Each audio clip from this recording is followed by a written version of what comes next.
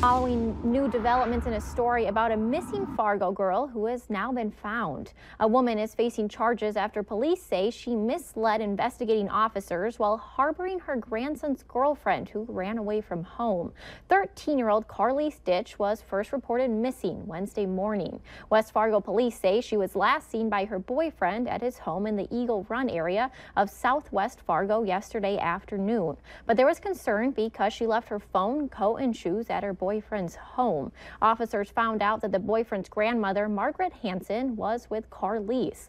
Hansen was then arrested and now faces charges of false information, harboring a runaway, and hindering an investigation. Ditch was not hurt in the incident.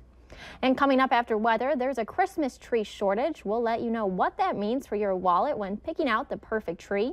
And speaking of Christmas trees, the White House is getting in the holiday spirit. More details of what they're doing after weather. But first, let's check in with Robert Hahn to see what the rest of the night looks like and get our Black Friday forecast for those heading out early in the morning. Robert?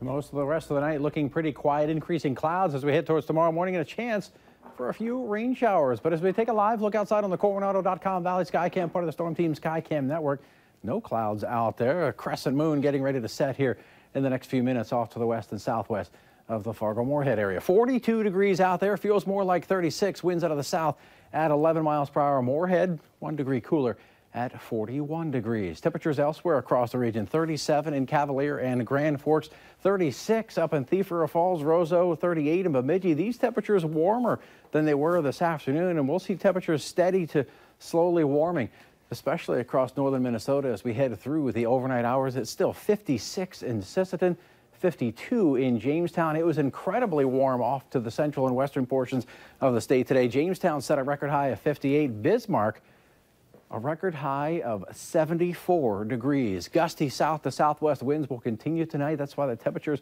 aren't going to drop off too much. Wind chill wise, not a big deal until you get up to northern Minnesota. 28, your wind chill in Roseau, 22 in the Baudette area. Cloud cover, not a whole lot of it out there right now, but we'll have more cloudiness make its way on in later on tonight into tomorrow morning. Underneath those clouds, no precipitation in our area, none anticipated tonight, but tomorrow morning, a chance for a few rain showers. And there's some of that activity that'll be sliding towards us as we head towards tomorrow morning.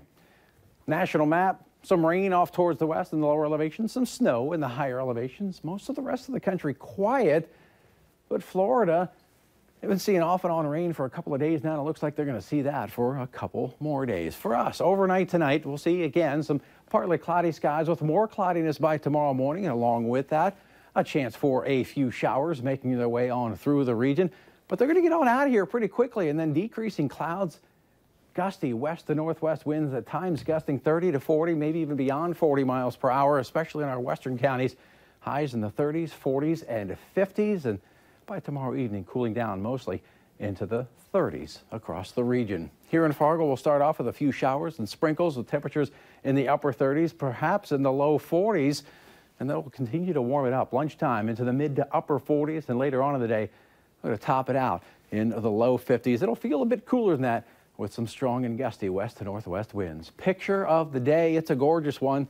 Sunset on Fox Lake near Detroit Lakes. Thanks so much to John for sending that in.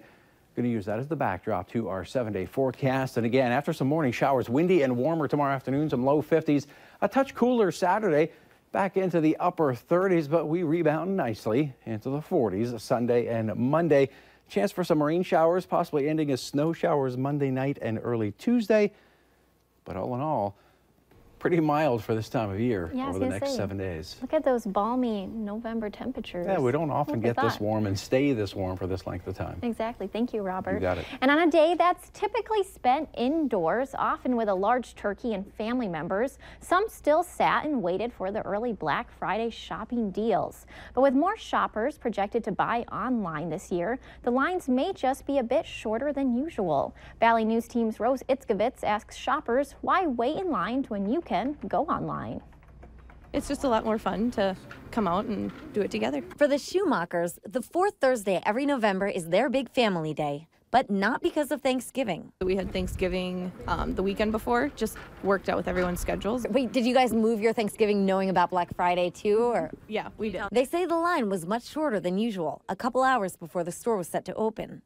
Two friends visiting from Iowa fared pretty well too. Well, when we first got here, we thought it was a little short for usual, but now it's like about to turn around the building. This seems about normal.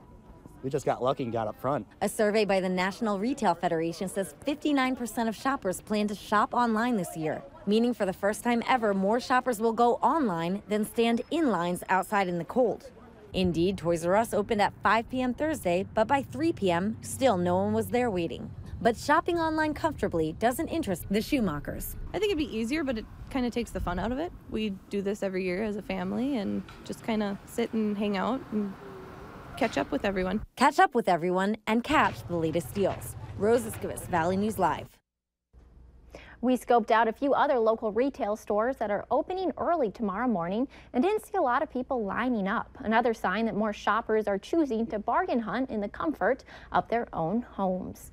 And Fargo police say they still need your help finding two teens that ran away earlier this week. Michaela Hool is 16 years old. She is 5'2", about 130 pounds with brownish red hair and brown eyes. 13-year-old Joanna Franson is also considered a runaway, and police believe the two girls are together.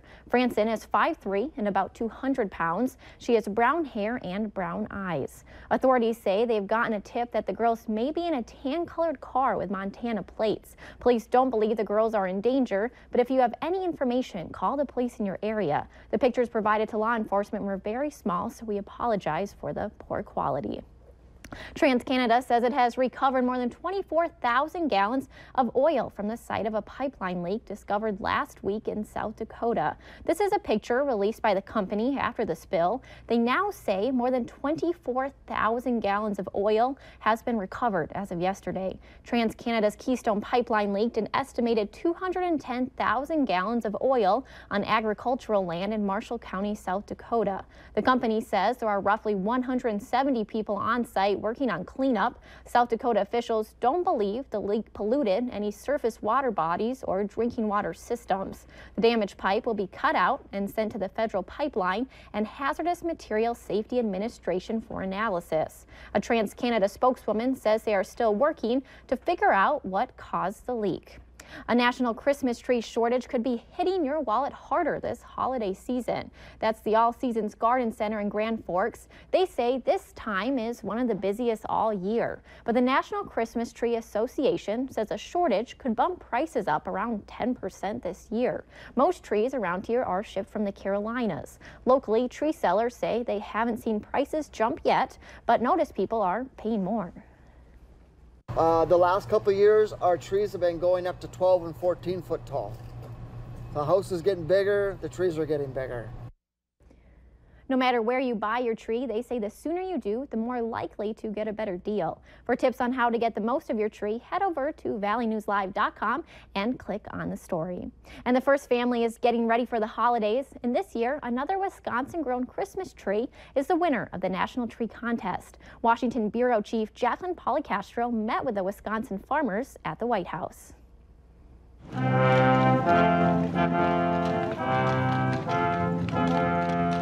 The White House Christmas tree arrives on a horse-drawn carriage, greeted by First Lady Melania Trump and her son Barron.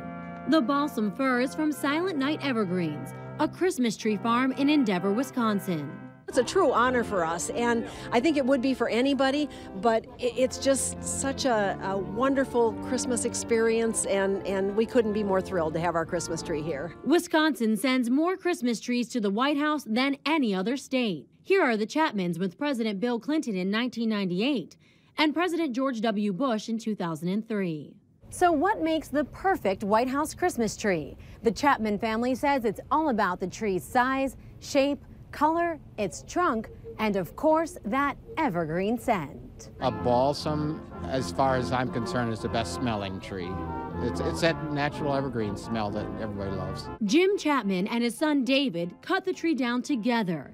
It traveled on a truck all the way here to the White House. We just got a tour of the White House, and it's amazing to see, the transformation where they're starting to put up all the Christmas trees and get them decorated. The Chapman's tree will be displayed inside the White House Blue Room. It's the centerpiece of all the Christmas decorations. The family is invited back to Washington next week, and along with thousands of visitors, they'll have the chance to gaze up at a fully decorated 18.5-foot perfectly tapered balsam fir, grown in Endeavor, Wisconsin.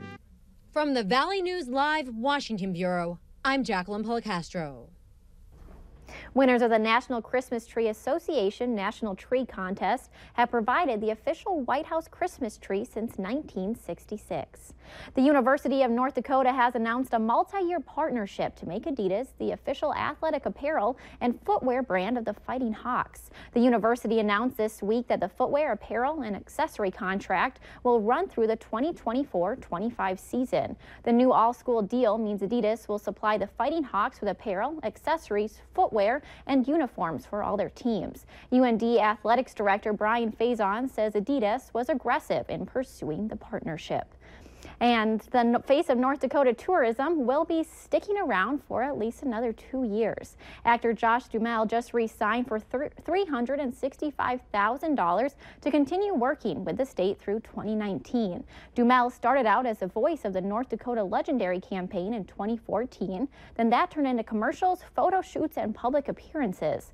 Tourism officials say the Minot Natives' involvement has helped broaden their audience. The campaign has generated 354,000 trips to the state and over $328 million in spending.